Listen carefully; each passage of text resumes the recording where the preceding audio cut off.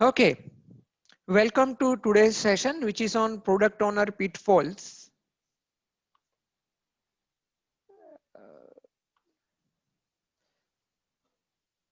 Yeah. Uh, Me and Vijay would be taking you through the who is product owner, what are the roles and responsibility of product owner in very brief, and then we will talk more about what are the pitfalls which product owner should avoid, right? So we will be focusing on that. Let Vijay introduce himself. Vijay? Hi friends. Hi, can you hear me? Yeah, Yes, I'm just a learner learning through various phases of my life. Started as an instrumentation engineer, then started as a developer in IT industry. 22 plus years of experience in different roles. Uh, Inside my typical discovery manager for discovering the requirements for products, especially in UK. And yeah, currently holding responsibility of my company as a product owner on different roles of how business works, what should we develop, what should we deliver to market, and how should we maintain. That's my role right now. Yeah, that's it. yep, great. So he's also amateur marathoner, and I did start learning from him.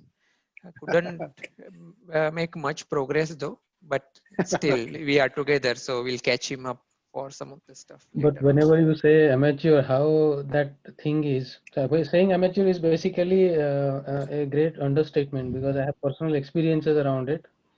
So when he finished the marathon, I finished after a couple of hours basically. So Ooh. the gap actually said what type of amateur he was. Hmm, good point. Good point. No, he is really passionate about this one, and then helping others learn as well. So that one is certainly, I admire him. Okay, brief about myself. So I am also an actually instrumentation engineer. I have around 20 plus years of experience, and which I also started as a developer.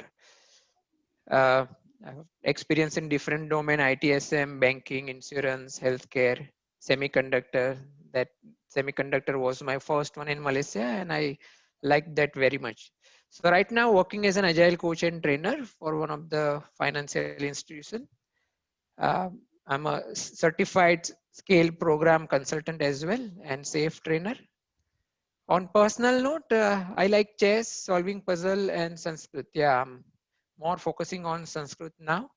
There is one course from IIT Roorkee. It's a correspondence. I think they started Sanskrit Subhashitam. So that's the one I'm enjoying right now. Okay, let's move to the our agenda today. Who is product owner? Their roles and responsibilities. What pitfalls to avoid?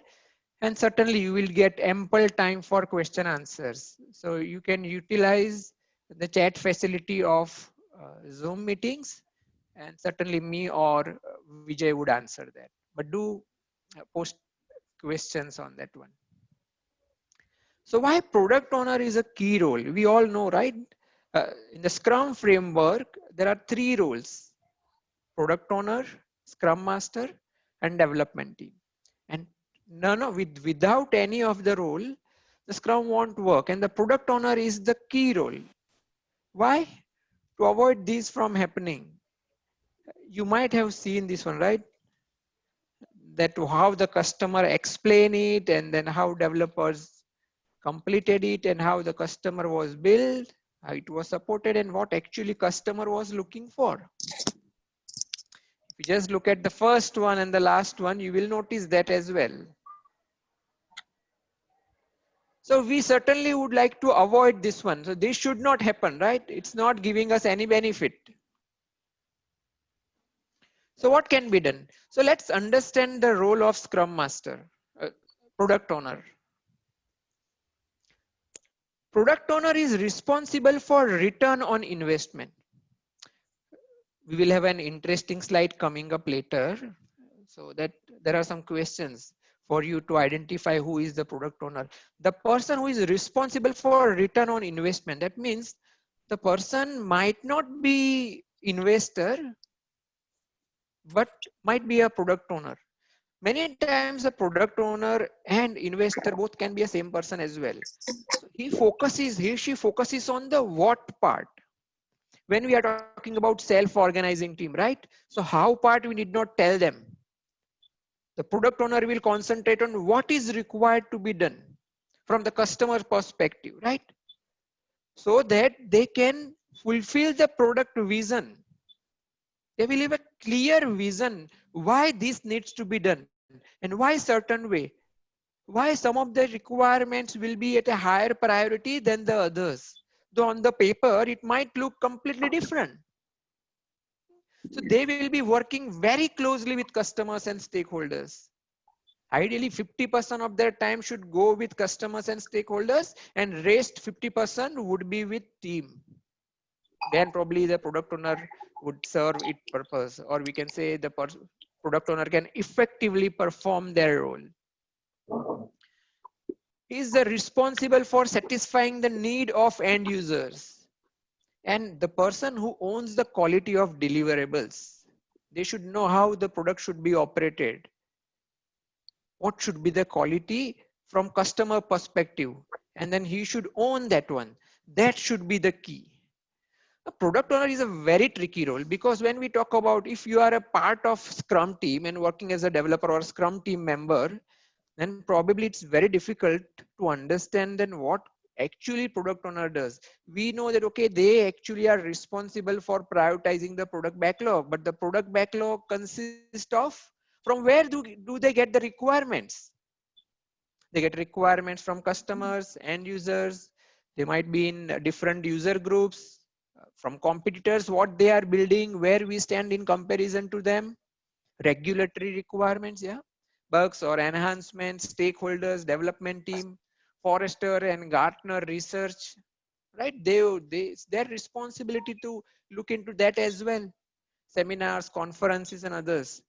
So they aggregate the input from all these places, put it into product backlog, and then prioritizing. And the prioritize in such a way that they maximize the return on investment. Now you should feel that, yeah, product owner is something really very difficult job. It's a very important role, but it's a difficult job as well. So who is product owner? Vijay, from your perspective, you are also, as you just now mentioned, that you are also working as a discovery manager, product owner, right? So how do you define, like, can you share some lights on, like, how do you define or prioritization comes into product owner role, or how it is responsible of different work areas and other stuff? Prioritization is very much.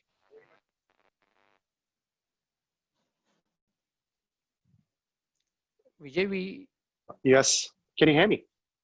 yeah, Hello? go ahead. We lost Okay, your voice so for a while. okay. So, I mean, as a product owner, you have so many things running in your mind. If you are a confused product owner, or if you do not have a clarity, your answers would also confusion to the people who are actually implementing it. So a product owner has to be very, very clear on what he or she wants right now. And that right now answer can be only given via prioritization. Whatever technique we use, prioritization is must. Yep. Yeah. Very true. And then they are responsible for product features and release dates as well, and what will go into a particular release. That also is the responsibility of a product owner. So prioritize the features according to value, not according to the size or how long it would take to develop them. Right? Some of the features you might be able to develop very fast, but if there is no value, that doesn't make sense to prioritize them up the order. Right?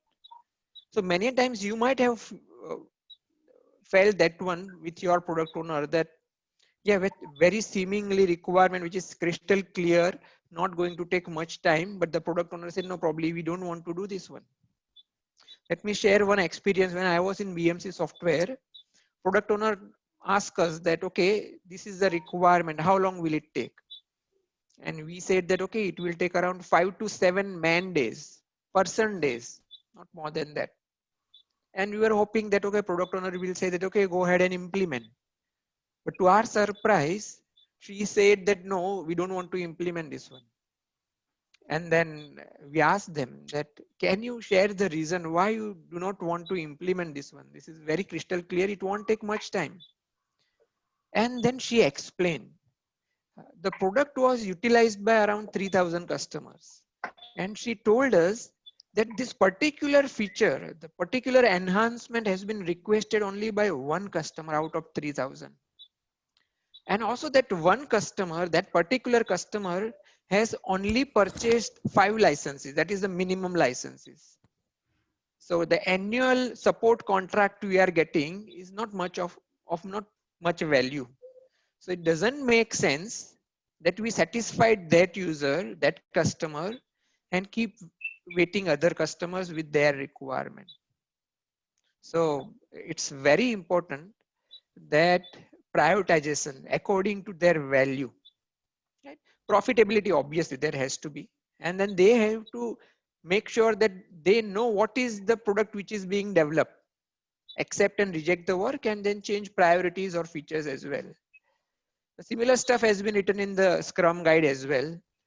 Not going to cover this one, but more focus in the product backlog items, prioritizing, expressing, optimizing the value, and make sure that product backlog is visible, transparent, and clear to all. See, everybody can add items to product backlog. Normally we think, no, only product owner can add item. No, everyone can add the items, but only product owner can prioritize. That's the key in this one. Okay, based on the definition just now we had, right? Very quickly we had covered, but I want you to answer that who is the product owner for a movie?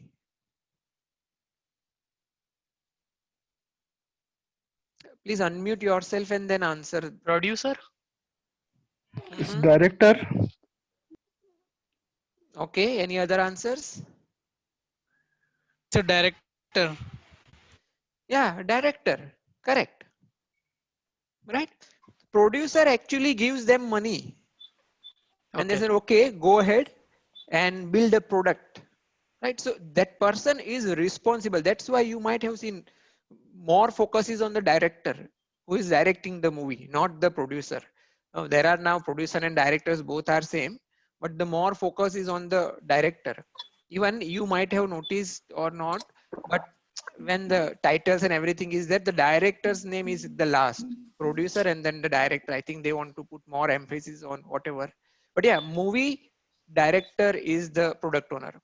Okay, another example is ABC company has proposed a new COVID-19 work from home policy so that it will benefit.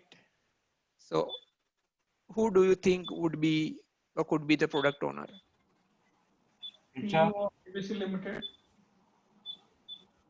Uh, HR.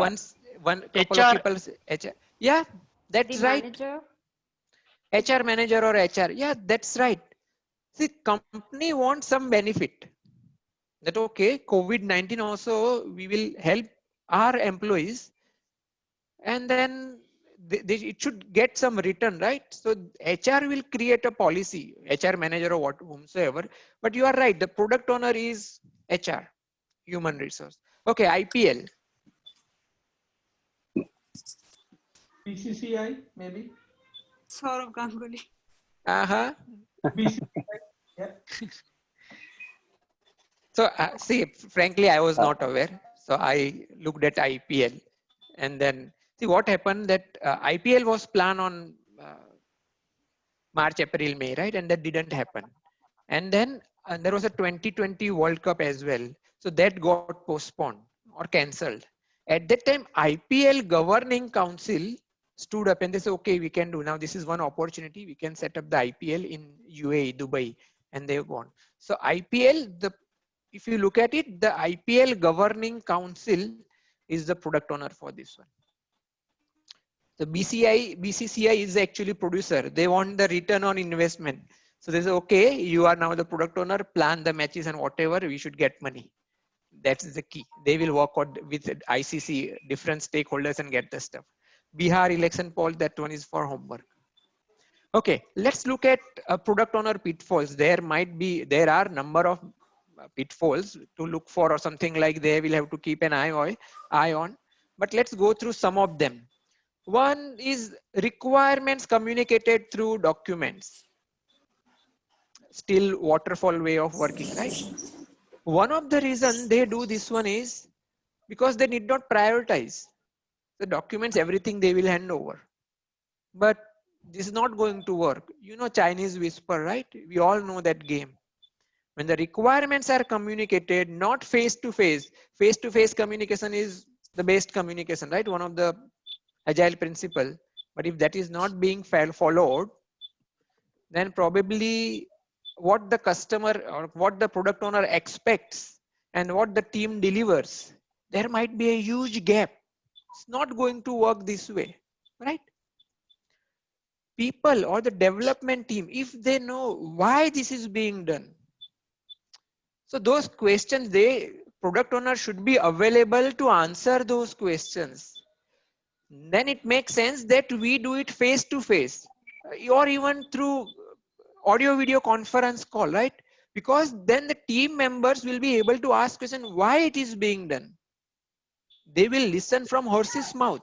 Oh, this is it. And then you have opportunity to ask questions, right? Like I shared one example of BMC software where we were able to ask questions why you are not doing this one. If requirements are communicated to documents, probably it is kind of an command control. This is what it is and you follow. Even you look at the invest principle, right? We covered, I think last time, that N is for negotiable. There is no scope of negotiation there. 3 cards, conversation won't happen here. This is not the way, right? If you might have noticed SAFe, Scaled Agile Framework. We have a PI planning event and then everybody is together. They will explain, the business executives will explain that why we are going for this one. What is the SWOT analysis and other stuff. The product manager will explain that why we are building this one. So if they get to know this kind of stuff, obviously the product which they are expecting, whichever is in their mind, that will materialize. Otherwise, what they say, and then see, many times we say, right, email is not the best way to communicate. Personally, you go because you are not able to see the faces, the emotions, the body language and other stuff. That's why the requirement should be communicated. If they are communicated through documents, a big loophole here. They need to make sure that this should not be followed. It should be face-to-face communication. There should be interaction with the team. Then only it will happen. See, if very funny examples you might have noticed. Let me share. It's about the requirements communicated on phone or through email. What happens? Like communications cake. You are ordering a cake, and then what are the misunderstandings? Dear Mr. Becker, just write happy birthday. Thank you. And then the cake you get is, we understand that this baker is not good. Another example, just write welcome baby in pink. And then you get it, what you ask for, welcome baby in pink. Or when you quickly email, right? Using your phone and then what to write and other stuff. And then you get the message on the cake as, this is a bit funny. I don't know who will do this one.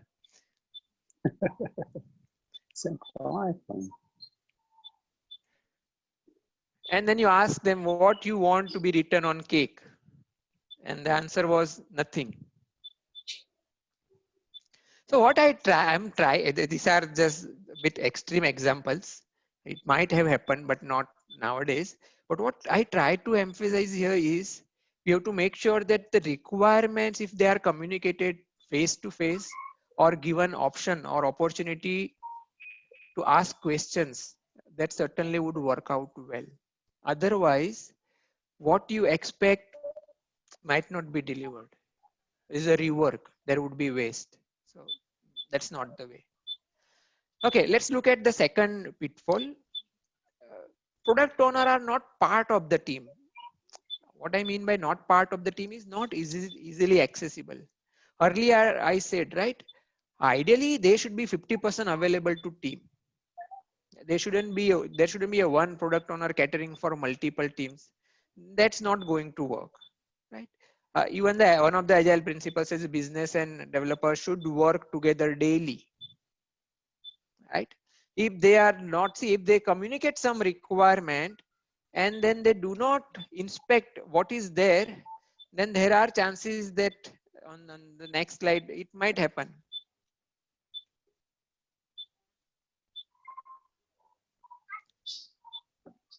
Yeah, the doctor asks someone to spend at least 1 hour per day on the treadmill, but it's not materialized. So what should have happened? See, why the product owner should be with team available at the all time? Obviously, we already said that you don't get what you are expecting. So one thing is what you expect, you have to inspect. So they should be part of the team all the time, right? Another thing is probably how do we avoid this one? Then probably it will be the responsibility of partial responsibility of Scrum Master as well to make sure that the product owner is available and then their commitment is taken. Whenever we say, okay, we are implementing Scrum, then probably the managers, they feel that, okay, it's for team members, not for us. But I think they are the key role. It has to start with them. Someone has to communicate to them that you are very much required with the team. In the backlog refinement, in the sprint planning, when the teams have any doubts, or at the time of even the inspect and adapt for the review as well. If that is not happening, then probably it's not good. And then many a times what is happening is we also as a developers, we feel that, okay, we shouldn't be talking to Scrum Masters unless it is required or unless it is uh, as per the predefined time. But that is not the case. Ideal Scrum Master should provide details that how they can be reachable. And the ideal way would be to call them directly. If they are available, and call them directly and talk to them what is required.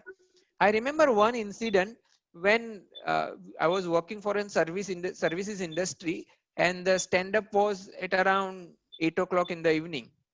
And normally we used to go office at around 12 o'clock. So developers had developed everything. And then I told that developer, can you show that to product owner? And he was a bit reluctant. He said, no, there is a call already at 8 o'clock. Why I should show them something right now? Let me complete everything and then I will show it. If I'm not able to complete today, probably I will show it tomorrow. I said, the product owner is already available. Then we should make use of him. You just show him that what you have developed. And then if they suggest something, which anyway they are going to suggest after 2 days as well, why we should be wasting our time? And then he got convinced and then he showed it to product owner on chat, whatever way. And then the product owner directly gave him the feedback and he was very happy. So if product owner is easily available for team, that certainly would work work the best. If Vijay or anybody else, if you have any similar example or anything, certainly I appreciate if you can speak up as well. Do you want to share anything, Vijay, on this one? Oh, yes.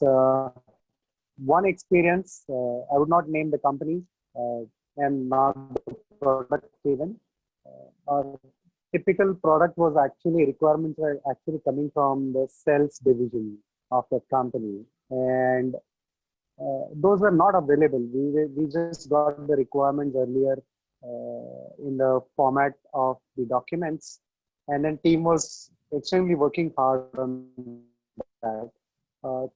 2 months later, one of the guy from sales team actually traveled and came to meet team. I was just asking, and one of the developers asked, like, this is a requirement. We are actually struggling to implement it since last 2 months. So, would you help us understand it? And he said, it is not that important. It is not that important. You should have taken any other requirement, and this doesn't have any value right now. So imagine the people who were working so hard on that particular requirement. I mean, after 2 months, they are getting a feedback that it's no more important. And how much loss, how much waste, how much, see, there's one loss in terms of cost, the another loss in terms of effort. That's absolutely okay. For me as a product owner, the biggest loss is the motivation that team has. That's the biggest loss. Very true. I also have seen that when a product owner rejects, I have seen that one in one of the organizations, that after working for 3 to 4 sprints, and then because there were around 8-9 teams, so we used to do integration demo after 3-4 weeks, and then the product owner and the chief product owner and the architect would discuss, yeah, this shouldn't be there, and the team like, oh, again. Means they were spending time getting all the requirement, everything, the business analyst all convinced and everything, and when the demo time, many a times the demo was not completed, they were discussing and they say, okay, we will discuss and let you know later on. That's I think one of the biggest demotivator. I 100% agree with you, Vijay, on that one. Yeah, so if you are in touch with, if the product owner is accessible, then make use of him, her. That's the best part. If they have to be committed to this one, but these are other aspects we need to consider.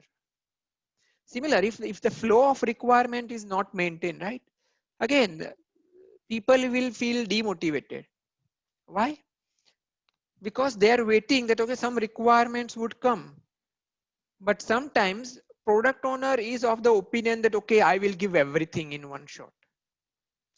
Now everything in one shot, 90% is ready, but for 10%, they are taking too much of time. And initially they might have planned, okay, we will go for 6 sprints and complete these requirements.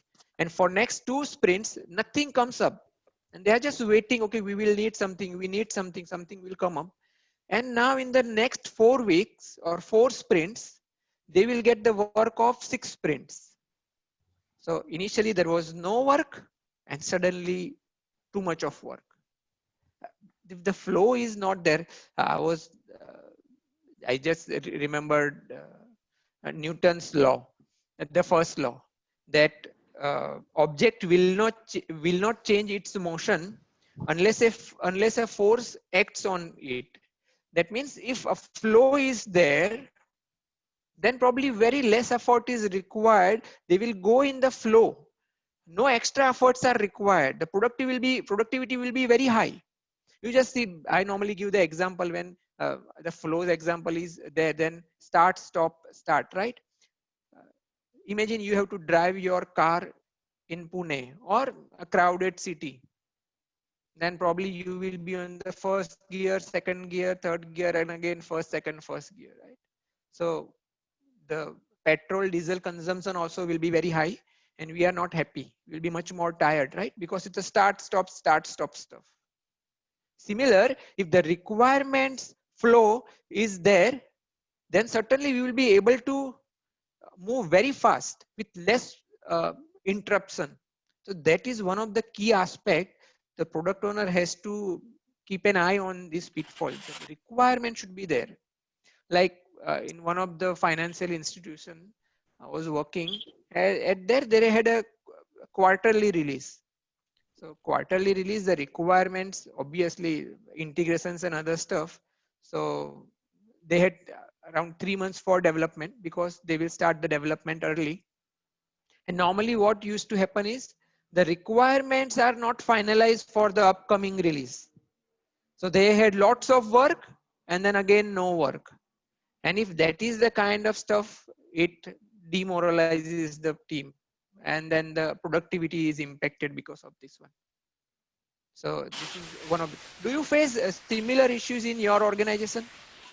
Anybody that the requirements only come in bulk and then there are suddenly it stops? Anybody would like to share? I think Their it depends experience? on the, I think it all depends on the projects also, basically, because when we are having big transformations or something like that, then it might not be the case. But, when it is a support kind of project, if it is already in support mode or something like that, this is a common occurrence which can happen because I worked in both organizations where we have these scenarios. Okay. And Rahul, I have faced 3 scenarios. The first one, requirement communicated through documents. So there were like 4 or 5 pages of documents that used to come, and still like we need to discuss a lot on those. And if the product owner was not available, so that was useless actually. As good as like reading nothing actually. Even if you are not able to discuss the documents or discuss what is mentioned in the document, a product owner is not available and he's wholly based on the documents, then that is the futile exercise. And the third point, flow of requirement is not maintained. So this I have faced. So I have to request like Scrum of Scrum master, we are not getting continuous requirements. Sometimes we have to cancel out like grooming sessions many times, and sometimes we have to conduct like out of the context, like out of planned sessions for product backlog grooming. Then the last scenario, enabler stories are always at lower priority. So what is the scenario exactly? So that technical team has suggested like refactoring of everything, like, so product team agreed, but at that they have circulated the plan like this will be like 4 months plan and we will be refactoring everything. So like after like 2 weeks or two three sprints, like business team, like they just there was some communication gap. They said like, we don't know, you will take this much of time, and you have to cancel out, you have to start accepting our stories and all that stuff. Then Okay. eventually they have to abort that refactoring plan after 3-4 sprints. Yeah, that is always a challenge. Yeah. Thanks, Prashant, for sharing. Yeah, even the requirements communicated through documents, right? You actually don't, because the product owner is not there, so you work on assumptions. And all our discussions based on assumptions. Of those assumptions are not right, we are wasting our time, right? Even the flow of requirement, right? What as a Scrum Master we can do is always check what is the health of your product backlog. Do you have at least one sprint of ready backlog available? If that one is identified as one of the key metric or indicator, that certainly works out very well. So the flow has to be there, right? So you look at it, though the backlog refinement, because many times it happens that suddenly they say, okay, it's not available, or suddenly changing the requirements, changing in other aspects. But I think as you also mentioned, this is one of the key aspects, the requirements, then only you will be able to measure your velocity, the sustainable pace. So many aspects are there, right? Even the motivation, the morale of the team and everything is dependent on this one. I think Okay, Faten is trying to share something. No. Not really, but about the flow. It's not. We had rather so. We had a period where we were obliged to make the pace more rigid. How to say it? We were like running everywhere to achieve the objective. So, it was because of the COVID. We are working on something related to e-learning. So we had concurrence out there, and we were running. Were pressed by the time and we almost lost our pace, our normal pace. We worked really hard that period, Oh. and we had a result. But in the end, we were really tired. We couldn't keep the same pace. So yeah, I'm totally. Oh. Yeah. So COVID changed some of the like e-learning you mentioned, right? Yeah, the requirements might be coming in bulk and other stuff. Yeah. Yeah. Yeah. Very true. Very true. Good. Just a funny experience, Rahul. I want to share a very short one. I was working with, one of the team that was given to me. They had really good code. I mean, amazing code quality and everything. I asked them, what is the secret of your code quality? And then they said the intermittent flow from our product owner. So whenever product owner does not have clear requirements, he tells us defect fixing, refactoring. So intermittent flow was good for us. That's what. So